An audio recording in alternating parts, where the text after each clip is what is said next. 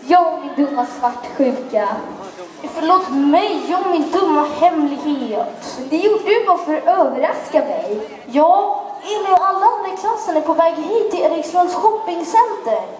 Och det är därför jag smsar nu. Vad fin du är, Erik. Så Erika. Och du, har du tänkt på en sak? Vadå?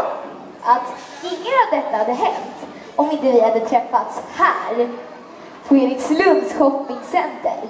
Ja, Så vet du vad man skulle kunna säga? Nej.